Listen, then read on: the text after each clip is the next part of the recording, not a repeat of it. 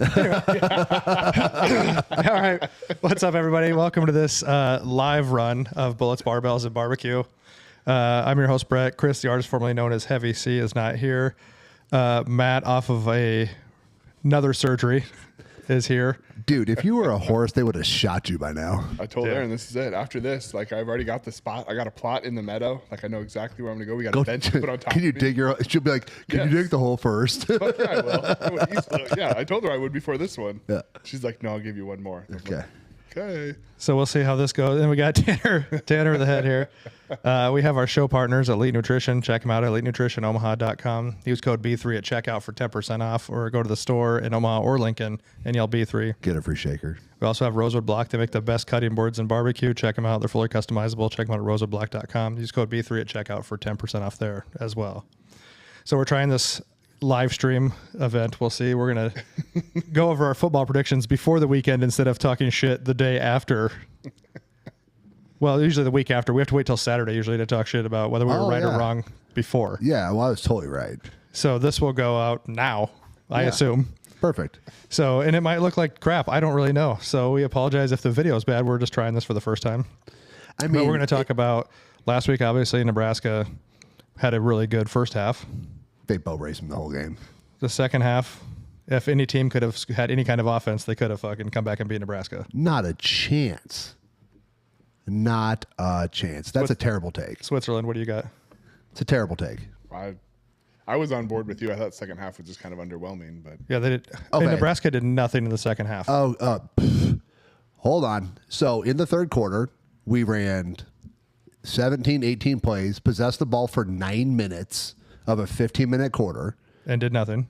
Averaged 4.4 yards a run. Raiola was 7 for 10 passing. We had big plays called back, one for a complete bullshit penalty. Can I say bullshit on here? We already did. Okay, perfect.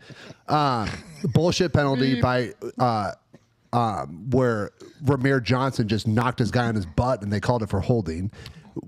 I'm not saying events didn't happen during the game. They were not. Colorado was never. They could play again and again and maybe again and not score 28 points. There was no reason to take a risk. There was no reason. If you're behind down in distance, we don't need to go for it. We don't need. Raiola was checking down a little bit. If the game's tight, he's not going to check down all those passes. He's smart. Satterfield's smart. They knew they didn't have to. They did bust some long runs. They did run. They ran that little drag route over. That little drag route to Barney that looked really good. They have some good plays, had some bad penalties, and there's no reason to push it. If that team needed to score 56 points, they would have. Guaranteed. I don't know. I think Colorado made some adjustments. You're a hater. Nebraska. I'm not a hater. Even after the game, Rule said it was kind of sloppy, but we'll take 28-10. it felt like a playing not to lose versus a playing to win. I don't know if it was a play not to lose. I think it was a play to like not do anything stupid. We still haven't had. Raiola still hasn't thrown a pick. We have one fumble all year long. Last year, I think during the Colorado game, we had 7 turnovers. I know, but I think you just build that you build that idea of just shove it down their throat. Well, okay, so if you watch the second half, they basically sent their linebackers on run blitzes a lot. So they couldn't get home. They couldn't stop our run with just their defensive line. So they sent their linebackers up the A gap or run blitzes in the gaps. If you were being a little bit more aggressive, you could take advantage of that. There's just no reason to. That's my point, is that there is no reason to have to push it. The only way Colorado could come back is if Nebraska was catastrophic. That's the only reason. That's the only way. And Colorado has playmakers. We're not going to, until Ohio State, we're not going to face a receiver like Hunter or Horn. And we held Horn to almost nothing. And Hunter did have 100 and some yards receiving, but it was quiet. It wasn't anything big. It was like 10 for 104 or something like that. But I would like to see like the smash mouth culture like in the 90s where they just kept beating them until Nebraska's third string, like the Arizona State game where Nebraska's third string scored the touchdown, and then they took offense to that. Do me a favor. Pull up 94 Nebraska and start looking at those scores. You'll have revisionist history in your brain. Well, I'm just saying, but they didn't let up. We almost lost to Wyoming in 94. Okay. I'm just saying, like, it wasn't. 95 is a different story. 95, I think the closest game was 21 points. But 94, it was close. 97, we should have lost to Missouri. Like, but I'm just saying I like the idea of the Smash Mouth fucking 100-0. I like the idea of Raiola not being a dumbass. Well, and let's be honest, I like that idea. Let's be honest, that one should have been picked. That guy should have had it. To Johnson? Yeah. Yeah. Yeah. But you're living right. Got Jesus on your side on that one. So anyway, Nebraska won, obviously shut down Colorado and all their trash talking. Yep. This week, I mean, Northern Iowa, like they just put the points up, 30 points to Nebraska or something like that. Yeah. I mean, I feel like Northern Iowa is always one of those teams. You just never underestimated a team like that because they've upset people. But I think Nebraska only have upsides. What's that? They only have upsides in a game like this. Yeah. I mean, I think it should be no problem for Nebraska. Like, I think it'll be a little bit closer than we want it to be because I think that clock's going to run a lot. Northern Iowa runs the ball. So that first quarter may feel like it takes like actually just 15 minutes because the clock's going to keep running and running and running.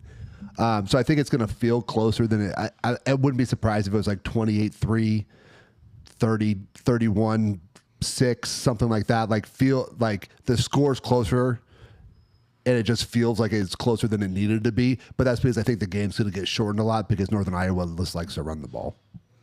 Yeah. Yeah, I think it'll be, like I said, it shouldn't be any problem for Nebraska like this weekend. I mean, last weekend there were some weird games. Like the Northern Illinois beat Notre Dame. Yeah. And even the Iowa State game, I mean, that game goes back and forth all the time. But like I told people, I was like, Iowa State didn't just beat Iowa. They came back on them and beat them. Like they were down by like 13 or 16 and came back and won. Yeah. That's almost worse than just like, hey, we stayed together and they beat us by a field goal. They fucking came back on them. So I don't know what that says about Iowa. Iowa's defense is always good too, so that's an impressive win by Iowa State. Yeah, and I mean Matt Campbell always puts together like some crazy wins at Iowa State. So I don't know, but there were some weird games, and again, I still don't feel like we have a real grasp on who is any good right now. I do. Nebraska is. Oh come on. Texas and Georgia are probably the best teams in college football right now. Probably. And then Alabama's probably in there in that top four, maybe. but I just don't know how Alabama's going to play. They haven't. That game was really tight. They had last week too. Yeah. Up until like the end, then all of a sudden they just like took off. I think they scored 28 points in like 7 minutes to make that a blowout. But yeah, it was close that whole time. So yeah, I think in the next couple of weeks, I think like I said, Illinois played a pretty solid game last week. Illinois beat Kansas. Kansas is a good team. Yeah, I think the Illinois-Nebraska game will be a pretty decent show of a couple of Big Ten teams and how good or bad they are. That'll be a good game. I think it'll be a good game. I do have confidence in that game. I do have confidence that game is a Friday night game. It's at home. That place is rocking. There are people. So the one good thing about Colorado and having Terrell Owens and Deion Sanders and Warren Sapp and all their stars and everyone there is you get a lot of eyes on it. And there are people there they're like, this may be the most intimidating place I've ever been at. And Memorial Stadium, when it's rocking, it is an advantage. Well, and all those guys who played back in the day always knew that going to Memorial Stadium was a rough place to play because it's so loud. When we're good, and you can just tell, like this fan base, we all have a little PTSD over the last decade, right? Well, this whole thing, I feel like Nebraska has the skills to win. I don't think they're like you. I don't think they're going to be 11-1. I said 10-2, but I am almost hedging 11-1 right now. I think Nebraska has the skills to be very good this year, but there's also like the last 10 years of losing games in the last minute. You know what I mean? Or losing to teams you shouldn't lose. So last year we lost 4 games by a field goal and we lost 1 by a touchdown that was in overtime. Yeah. We have figured out ways to lose. Yeah. So that's why I think that they have plenty of skills there. Yeah. And obviously you got to stay injury free on your big positions. That's always a big thing too. As the season goes on, who's going to look at Colorado. I mean, Shiloh, he's not. Shiloh's fucking terrible. Well, yeah, Shador is the more talented Sanders. Yeah. Obviously. But again, who would have thought he was going to break his arm in the game? Yeah, and I don't want anyone. I don't mind if you get hurt for the game. I don't want you to be hurt like permanently. You know what I mean? Yeah. Like it's okay if you get your butt kicked and you have to leave. Like I'm feeling pretty good. That's where you always know where that's every team. How good is their second team? And that's where I like to see Nebraska run up the score so we can get your second team guys in there so we can see But if you've been paying attention though, there's a lot of players playing on defense. There's a lot. But what's our O-line depth? That's Nebraska's still their biggest struggles, our offensive line. We have a real. You're right. It is. I mean, our offensive line played pretty solid. I mean, they played pretty solid. Once again, when you're kind of in this concern, Nebraska under Frost and under some of our past coaches has been really bad with clock management. So when you're up 28-0, right, and then 28-3, you need to keep that clock moving, and they did a good job of doing that. Like you can throw some passes, but they should be pretty high percentage passes, so you're not stopping the clock. Once again, the only way for Colorado to get back in that game is for us to massively screw up.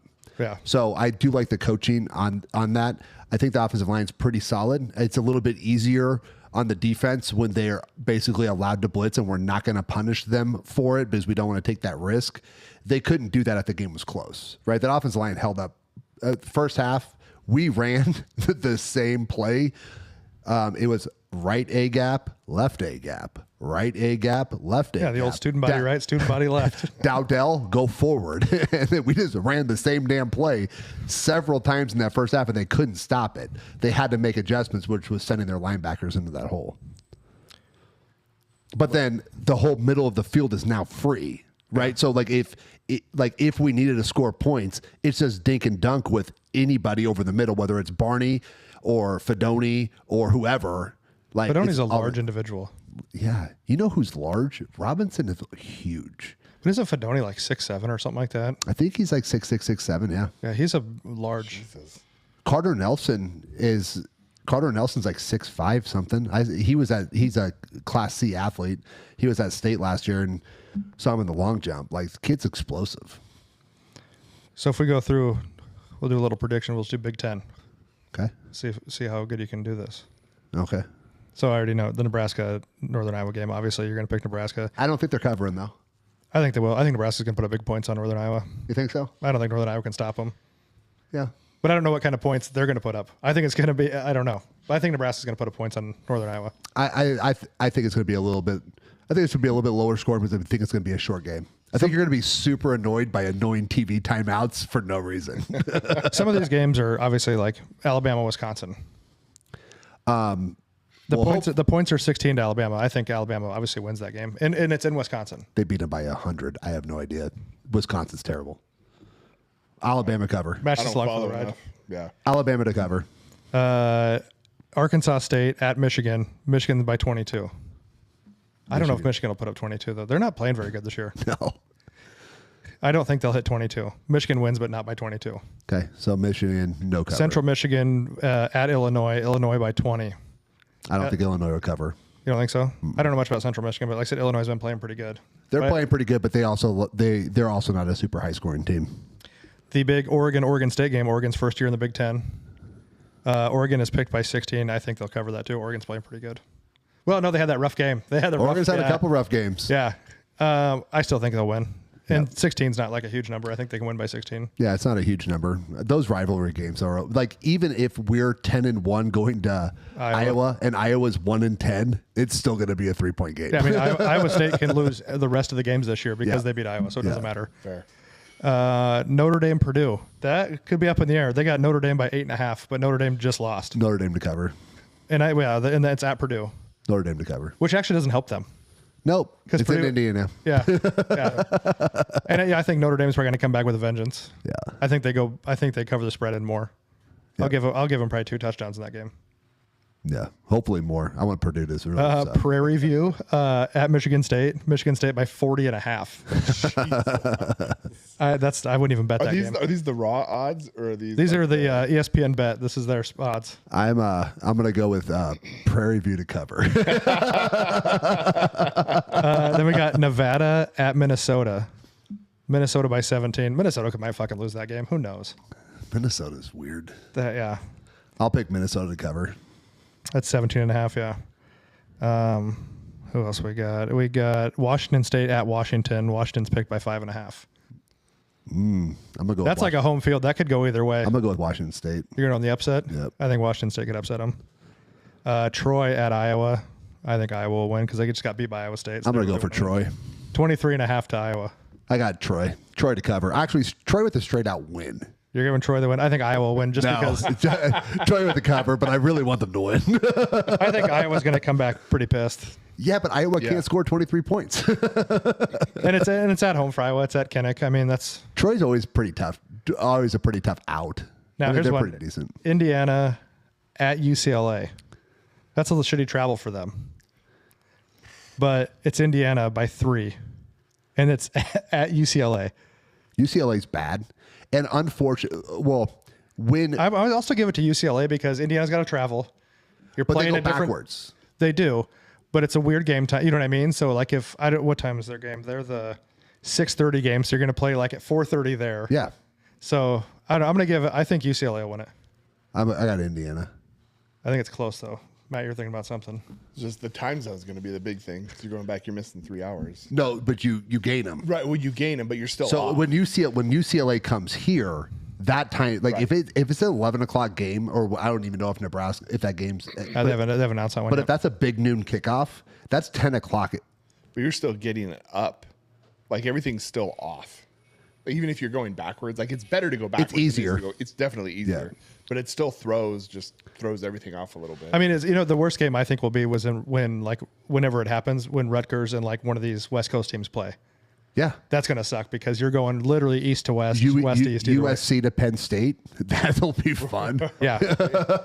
Yeah. But yeah, so you're taking Indiana. I'll take UCLA, I think. Yeah, I'll take Eastern Illinois at Northwestern. They're both 1-1. There's no points on that game right now, at least on the ESPN app. Yeah, because no one's going to watch it. Who did Eastern Illinois play? Eastern Illinois just played somebody, though, didn't they? Like somebody like kind of decent, didn't they? I'm going to go with Eastern Illinois for the upset. I wish we had Northwestern on our schedule. Who did Eastern Illinois play? Oh, no, they got beat 45-0 by Illinois. Oh, good. Yeah. And then they won 27-10 against Indiana State. Oh. Good. So- Northwestern's terrible. Yeah, that's a toss-up. Then you have Maryland at Virginia. Virginia's 2-0. Maryland's picked by a point at Virginia, so I pick Virginia. I'll pick Maryland. I like Maryland. So that's our picks. Maryland's a tough team. Maryland's just like kind of tough and nasty. They are. Maryland and Rutgers are both kind of that like northeastern, like want to punch you right in the mouth kind But of. Maryland's 1-1. They lost to Michigan State 27-24, and they beat UConn 50-7. I'm gonna go with Maryland. All right. Well, that's our predictions. Did you guys write all these down so you remember who you picked? They're on the video, They're on the video. and we'll say we were right next week, even if we were wrong. 100%. So yeah, that's our quick little football predictions and review Yeah. of last week. Hopefully, this live event was not the worst thing someone's ever seen. Could have been. Yeah. It was all right for me. Yeah. Either way, if you like it or don't like it, subscribe, follow, share, tell everyone, and if it works out, maybe we'll keep doing the lives. I have one more Pre-college football. prediction. When do you think Railo's going to win the Heisman? I'm going next year. I think Travis Hunter will win the Heisman this year. He should win the Heisman this year. Travis Hunter, if he finishes the season, I don't care how bad Colorado is. That dude playing both ways and producing the way he does is fucking Wild. completely insane. Yeah. So I picked Travis Hunter for the Heisman this year, as long as he stays healthy. I have Raiola for the Heisman next year. You agree with me on Travis Hunter this year? Yes. Matt's in on Travis Hunter also. I Switzerland picked a side over here, so Yeah. Weird. It was an agreement with both of us. all right, guys, we appreciate you for watching, and we'll see you guys next time.